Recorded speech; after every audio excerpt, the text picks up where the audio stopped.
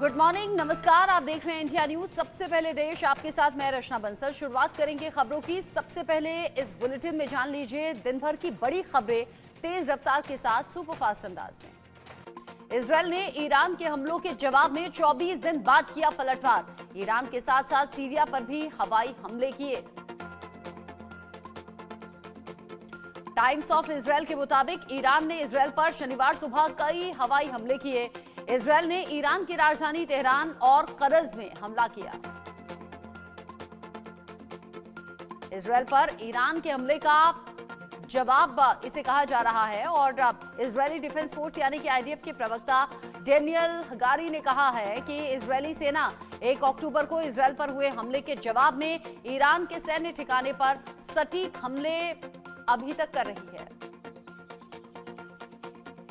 IDF के प्रवक्ता की माने तो ईरान और उसके सहयोगी पिछले साल 7 अक्टूबर से 7 मोर्चों पर इजरायल पर हमला कर रहे हैं। ऐसे में इजरायल को भी जवाब देने का अधिकार है। भारत ने कश्मीर मुद्दे को उठाने के लिए यूएन में पाकिस्तान को फटकार लगाई है। कहा, पाकिस्तान में हर साल अल्पसंख्यक समुदायों की 1000 महिलाओं की किडनैपिंग होती है। जबरन धर्म परिवर्तन होता है। इनका मुस्लिमों से विवाह करा दिया जाता है। ज्ञानवापी मामले में हिंदू पक्ष को वाराणसी कोर्ट से लगा है बड़ा झटका।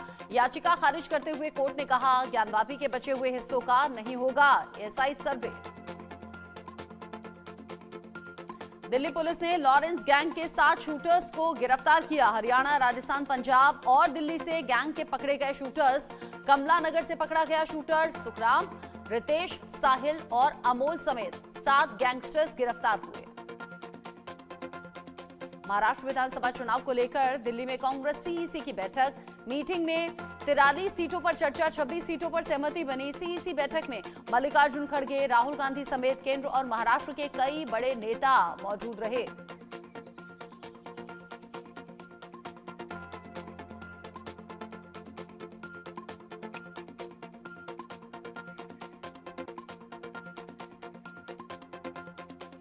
महाराष्ट्र में महाविकास आघाड़ी को समाजवादी पार्टी का अल्टीमेटम।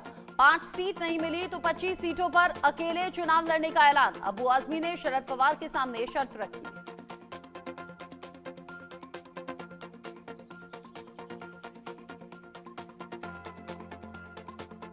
खालिस्तान समर्थक आतंकी पन्नू के खिलाफ एनआईए का कड़ा एक्शन। एनआईए ने पन्नू को चंडीगढ़ और अमृतसर में प्रॉपर्टी उसकी अटैच की है। चंडीगढ़ में 3 तो अमृतसर में कुछ जमीनें कुर्क की गई हैं। मध्य प्रदेश के उज्जैन में 3 क्विंटल नकली मावा जब्त किया गया। अहमदाबाद से उज्जैन लाया गया था नकली मावा। देवास गेट बस स्टैंड से 10 किलो मावे के 30 पैकेट जब्त हुए। भारत चीन सीमा एलएसी पर भारत चीन समझौते को उसका दिखना अब असर दिख रहा है। पूर्वी लद्दाख सीमा से दोनों ओर से सैनिकों की शुरू हुई है वापसी। हटाए गए सेना के टेंट अगले 4 से 5 दिन में पेट्रोलिंग शुरू होगी। यूपी के अमरोहा में बेखौफ नकाबपोश बदमाशों ने बच्चों से भरी हुई स्कूल वैन पर सरेआम फायरिंग की। मिनी बस में सवार थे 28 स्कूली बच्चे, सभी सुरक्षित। राष्ट्रीय राजधानी दिल्ली में छाई धुंध की पतली परत। वायु गुणवत्ता लगातार होती जा रही है खराब।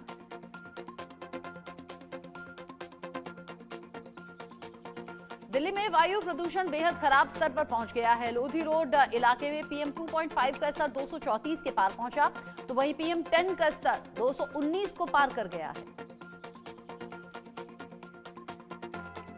दिल्ली में धूल प्रदूषण को कम करने के लिए पीडब्ल्यूडी वाहन से किया जा रहा है पानी का छिड़काव। पूरे एनसीआर में स्टेज 2 ग्रैप एक्शन प्लान लागू किया गया। गाजियाबाद में वायु गुणवत्ता सूचकांक बहुत खराब श्रेणी में पहुंचा है। सुबह के समय शहर में देखी जा रही है स्मॉग की परत।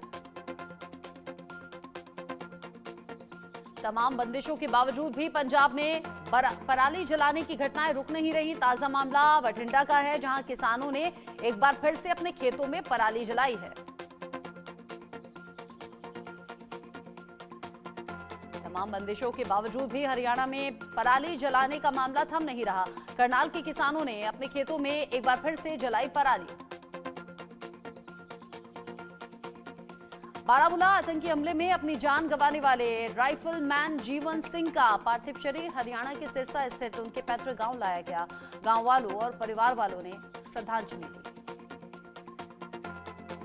नोएडा ट्रैफिक पुलिस के जरिए आने वाले त्योहार के सीजन को देखते हुए एंटी ड्रंक एंड ड्राइव अभियान जोरों शोरों से चलाया जा रहा है। चेन्नई में संदिग्ध गैस रिसाव के बाद एक स्कूल के कई छात्रों को अस्पताल में भर्ती कराया गया। सभी छात्र सुरक्षित हैं। एनडीआरएफ कमांडर ने कहा, एनडीआरएफ की टीम आई और स्थिति को देखा, लेकिन हमें किसी भी गैस की गंध नहीं आई। सब कुछ सामान्य। रूस के राष्ट्रपति व्लादिमीर पुतिन का बड़ा बयान। रूस मध्य पूर्व की घटनाओं से चिंतित है। रूस नहीं चाहता कि विवाद और बिगड़े, इसीलिए हम मध्य पूर्व में संघर्ष के निपटारे में रूस की भूमिका तलाश रहे हैं।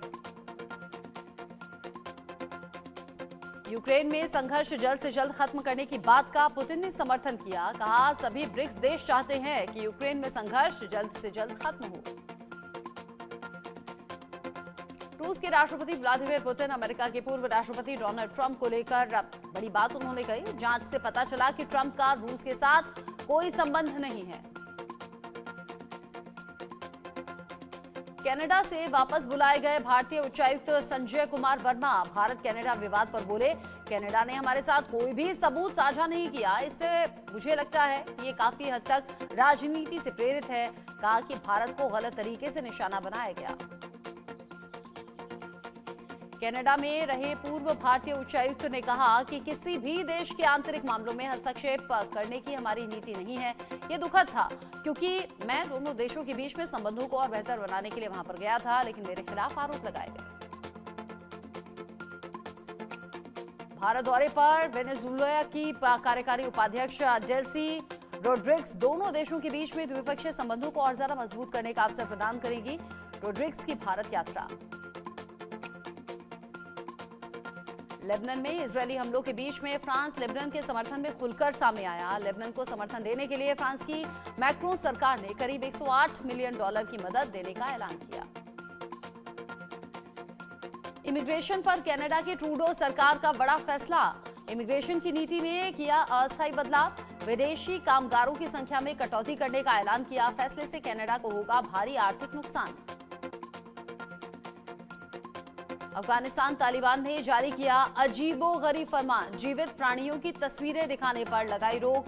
अफगान सूचना मंत्रालय के अधिकारियों ने नैतिकता कानूनों के तहत लगाई रोक। ऑस्ट्रेलिया के खिलाफ बॉर्डर गावस्कर सीरीज के लिए भारतीय टीम का ऐलान। नवंबर में ऑस्ट्रेलिया के दौरे पर रहेगी टीम इंडिया। खेलेगी 5 मैचों की test series. Border Gavaskar test series के लिए भारतीय टीम के 18 मेंबर्स स्क्वाड में अभिमन्यु ईश्वरन, हर्षित राणा और नीतीश कुमार रेड्डी शामिल। कुलदीप यादव और मोहम्मद शमी को मेडिकल कारणों से टीम में जगह नहीं मिली।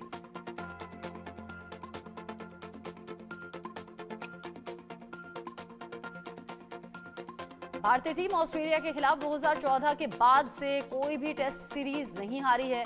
विराट कोहली की कप्तानी में टीम इंडिया ने इस दौरान 2 सीरीज जीती।